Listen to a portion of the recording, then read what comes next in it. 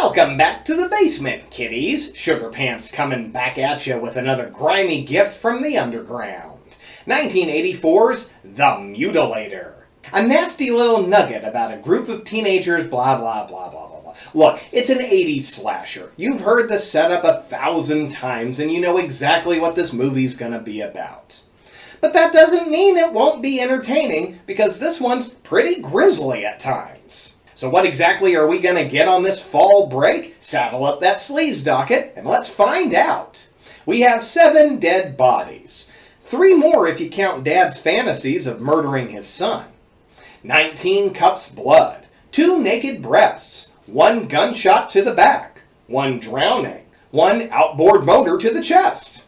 2 decapitations. 1 head on a spike. Fence post to the cheek. Axe to the throat. Axe to the thigh. Gaff to the bajingo. Ooh. Pyramid sinker to the forehead. Knife to the chest. Cigarette lighter to the hand. Axe to the leg. Gig to the throat. 1 car smushin'. Fantasy gunshot to the chest. Fantasy axe to the throat. 2 chest waiter jump scares. Ominous happy birthday instrumental cliche. I got a bad feeling about this cliche. Doors already open cliche. The girl who doesn't do anything sexual survives cliche. Broken light switch cliche. Let's split up cliche. Mascot jump scare. Trucker cap wearing pillow jump scare. Extras that can't stop looking at the actors. And 1 wacky end credit sequence. We start at the nicest cabin at Crystal Lake. Oh, wait, no. Wrong franchise. Inside we see Mom putting the finishing touches on Dad's birthday cake. Oh, it's so Rockwellian and wholesome, so naturally nothing bad is about to happen. Ed Jr. sneaks into Dad's man cave to get his gift ready. He's gonna clean all of his guns after hanging up the exposition sign, making sure we all know why he's doing it. Oh, come on, putting guns away loaded? You are just asking for trouble, young man. So Junior accidentally kills Mom before the 2-minute mark, and also just as Dad comes home. He runs in and backhands his son and, hey, wait. Why is the goldfish bowl on the stove? Jesus, there's a lot of bullshit this family is guilty of in a very short amount of time. Dad drags his dead wife into his room and pours himself a drink. He attaches Junior's birthday card to her and gives her a slug of Jack as the sirens approach. Fade to black and skip ahead about 15 years or so, and Ed Jr. is at a bar with his college friends trying to figure out what to do for fall break now that it's the last minute to make plans. Ed gets a phone call from his dad, who's gone off on another one of his drinking spells and wants his son to close down his condo for the winter. He tells his friends about how he isn't going to do it because Dad has ignored him his whole life, but now that he needs him, he's the first one he calls. But his friends ask what all he needs to do, and the list is pretty easy. So they think heading down to the condo at the beach for the weekend would make a decent trip. Ed reluctantly agrees. I got a bad feeling about this. Back at the college, the gang is loading up the car, but Ed can't get the engine to turn over. Oh, wow.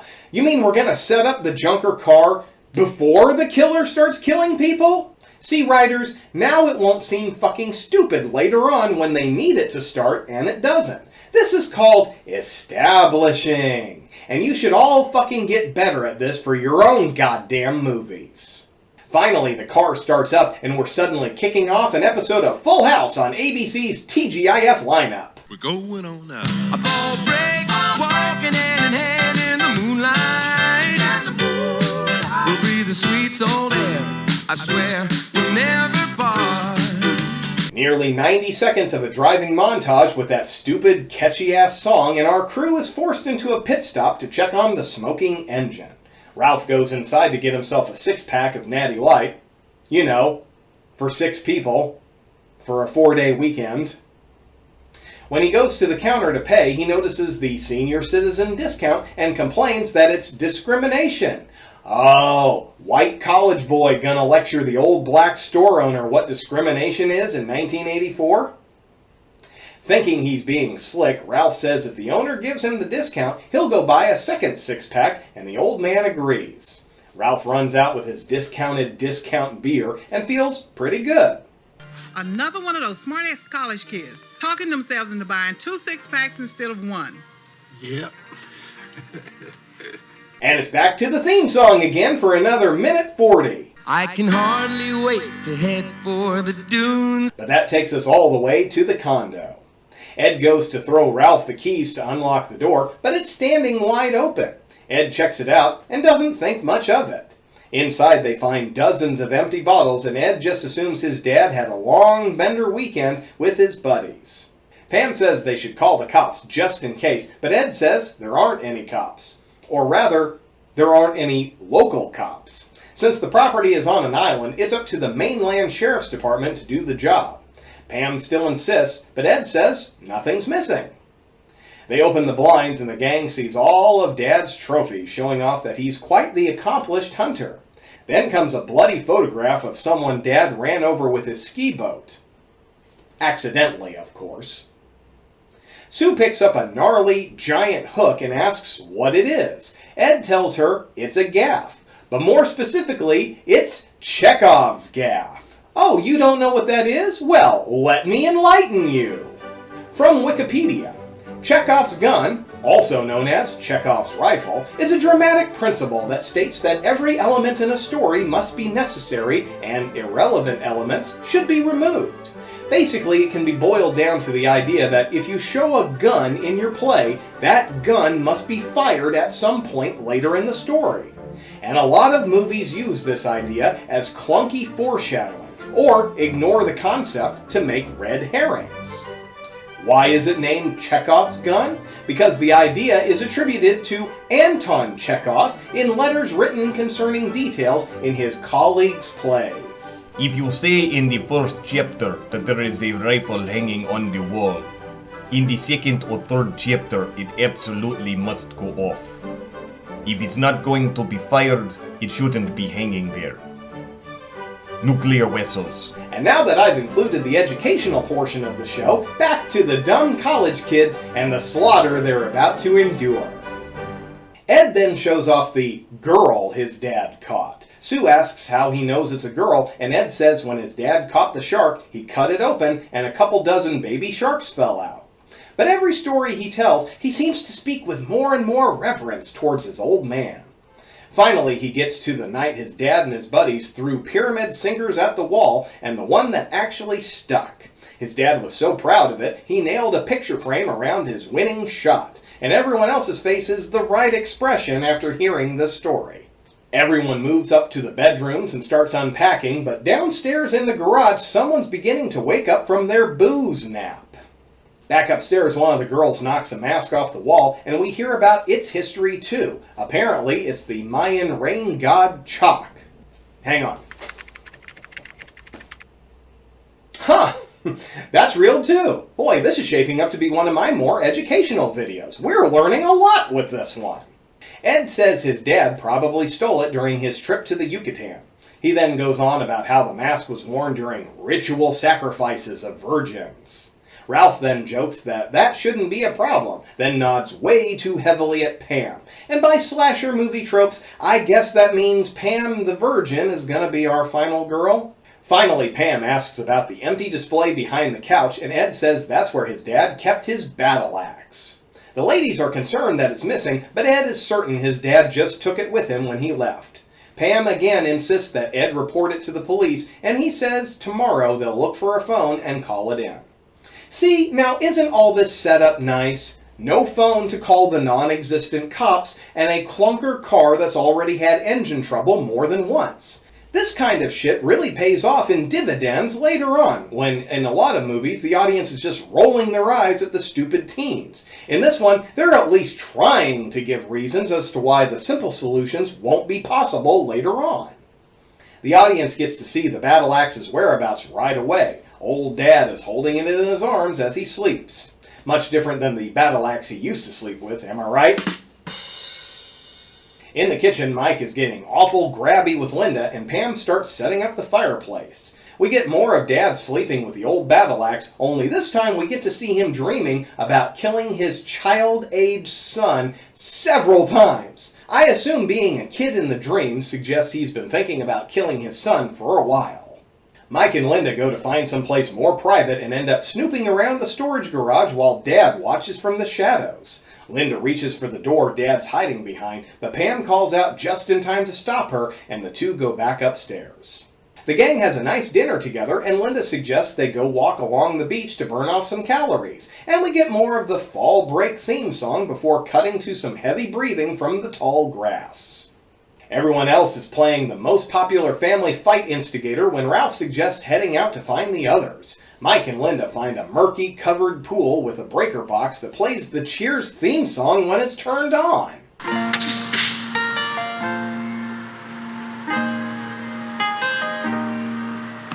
The two start stripping off their clothes for a skinny dip, but the reflection shows Linda's wearing a second set of intimates, but then is naked later on. Out on the beach, Ed draws a heart for Pam, and she asks if they don't make love, will he still like her in the morning? Okay, movie, we get it. Pam's a virgin and is in no real danger. Back at the pool, the power cuts just as we're about to get a show, and Mike flips the breaker again. The two play around some more, and Linda is suddenly pulled beneath the surface by someone that's most likely old Dad. And Mike is so unobservant, Dad is able to carry Linda's dead body out of the pool and steal the clothes completely undetected. Mike follows a trail of his clothing, getting more and more dressed as he goes. Gotcha! The trail leads back to the condo, where Mike finds Linda's bra at the garage door and her panties in the shed. He opens the door only to take an outboard motor to the chest. Jesus, after the lame-ass drowning death, I was starting to get worried the slasher wasn't going to have any teeth. Dad drags both Mike and Linda into the net storage and impales their heads onto the hooks. Out on the beach, the surviving members of the gang are surprised by a cop who wants to know what they're doing. They explain themselves, and the cop says he saw some men at the condo yesterday. They mention the open door and missing battle axe. The cop believes their story and lets them go about their walk, warning them to be careful as there's a storm approaching. He goes back to take a look at the condo, but gets a fence post through his face for his trouble and then is promptly decapitated. The four make it back to the condo, and Ralph jokes around one gag too far for Pam, and she judo throws his ass to the floor. He then suggests playing blind man's bluff. Pam isn't so keen, but Mike explains the rules and convinces her to play along. At the very least, the game allows everyone to have a beer while they play. Sue volunteers to be it first, then turns off all the lights and closes all the blinds while the others wait outside. Finally, the others go inside to quietly look for Sue in the dark. Pam is the first to find Sue and quietly joins her to wait for the others. Eventually, Ralph makes it there and joins Pam under the bench. Meanwhile, Dad finds the unlocked patio door and comes inside while Ed is still looking. He unlocks the front door and attempts to drop Ed, but is chased off when Ed opens the fridge for a fresh beer. With the game over, everyone decides it's too late to wait for Mike and Linda any longer, and all go to bed. Pam reminds Ed that he's not getting any tonight, just in case anyone wasn't paying attention the first few times they let us know she's a virgin. I'm not virgin shaming here or anything, just pointing out that the movie is insistent in telling us this fact over and over and over. Down in the garage, Dad is adding the cop to his new trophy room. Sue tells Ralph they forgot to lock up, and he says to just leave it. But then she tells him if he takes care of things, she's got something to show him. We then get this really weird ragtime piano Benny Hill gag that literally just had me baffled the first time I watched this one. Oh, Lord. Goodness gracious. Yeah. He heads down the stairs and... No, Kelly Clarkson! Stopping off at the kitchen, he gets a big slug of backwash and heads outside.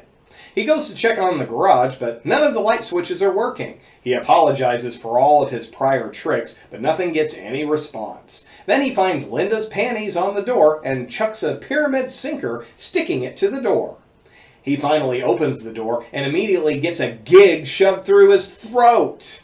Dad pushes it so hard he pins him to the door and closes it with Ralph inside. Sue gets tired of waiting for Ralph to come back and steps out to find him. Dad's legs are shown going back into the house, and we see the giant gaff being removed from the Marlin trophy. Pam hears him moving around and gets out of bed. She goes to check on Ralph, but a pillow mannequin falls from the doorway. Hey, at least it wasn't a cat being thrown into frame. She goes back to wake up Ed and says everyone's gone. He insists that they're all playing a game, but she knows something isn't right. Sue wanders around in her nightgown, and eventually Dad starts following her. But before he can catch up, she goes back inside and runs into Ed and Pam. Pam hands Ed his jacket and says they're leaving. Ed says they're just going to go to the police, but Sue insists she isn't leaving without Ralph. The three split up, smart, and without any witnesses, Dad makes his move against Sue. He grabs her by the throat and drags her inside to his workbench. She then sits there, almost silent, while he runs the gaff through her baby hanger. The hook bursts through her abdomen, and she's still not screaming. Finally, Dad grabs his trusty battle axe to finish the job. Ed and Pam come back to see what's wrong with Sue, and that's when they discover all the dead bodies. Ed sees his dad approaching, and he barricades Pam in a closet. He clobbers Dad with a bar, but it's not nearly enough. He drops Ed and ties his feet and hands. He raises his axe, but before he can finish him off, Pam breaks loose from the closet and distracts him. Dad shoves the pointy axe head through Ed's leg, and Pam throws a sinker into his head. She then charges him with a knife, stabbing his chest, and he falls onto Ed. She cuts his binds and carries him to the car, and, being smart, she first rolls up the windows and locks the doors. Pam tries to start the car, but it won't turn over. See, Hollywood? Now that the car issues have been established, it makes sense that it doesn't start when they're in a panic. This is called a payoff, and you can only have one if you establish it earlier. And now no one in the audience is screaming, "Oh, come on!" She then turns the lights back on, and I guess Dad is friggin' Batman or something. Dad starts cutting through the roof and reaches in for Ed. Pam burns the ever-loving shit out of Dad's hand with the cigarette lighter and turns the car over just in time to fling him off. Just then, the cops pull up. Dad starts climbing back up to his feet when Pam throws the car in reverse and slams into a brick wall. The cop goes to the window and tells Pam to pull forward, and Dad is rendered in twain. He goes to check on him, and the top half of Dad had just enough life to cut the cop's leg off, laughing like a lunatic before dying. Skip ahead some time, and our two survivors are recovering in the hospital. Ed goes to check on Pam, and our movie ends without another surprise comeback from the killer. When the leaves Oh God, no, not again! And we get to listen to the theme song one last time as the blooper reel rolls. A little slow at times, but overall an enjoyable entry into the 80s slasher category. Definitely got a lot gorier at times than I was expecting. One thing this movie does that I wish more horror movies did is having a group of people who genuinely like each other. I get so sick of movies where every group has the token bitch or douchebag that nobody would ever want to hang around with. Sometimes they get away with this by making the asshole the rich jagoff who's hosting a party at his parents' house, and all the poor kids put up with the bullshit so they can go. But in my opinion, there are too many movies where there's one shitty person in the group and the others never get together to say, "Get the fuck out of here and stop bringing everyone else down." I've never been in a group of people where one person was acting like a complete knob and others didn't step up to say, "Stop doing that." It's like Hollywood pusses out by giving the audience victims we want to see get gutted like a fish so we don't feel bad for enjoying our gore. I say make us all feel terrible. It's horror. We're not supposed to cheer when the rich asshole is fed into the wood chipper because he smacked his girlfriend in the face for not giving him a beej behind the shed. They don't have to be well-defined characters, but making them all likable makes the splatter so much more impactful. The Mutilator is another one of those low-budget horror movies where a lot of the cast and crew didn't go on to do much else. Not counting extras, 60% of the cast have this movie as their one and only credit. Matt Mittler played our matricidal main character Ed Jr., and I covered him in Year One's Dead Time Stories. He was the werewolf. Go check that episode out if you haven't already. Frances Raines played Linda, but she was also in Breeders, which keeps popping up while looking up cast and crew credits. It's been a long time since I actually watched what I used to consider one of the worst movies I've ever seen. Perhaps it's time to give it another try just to see if my opinion of it has changed in the decade or two since I last viewed it. So scribble down another hash mark for the trash heap as another troublesome tirade terminates. But be sure to tune in next time for another tasty treat. And until then, this is your Crown Prince of Slime, Sugar Pants. See you in your dreams.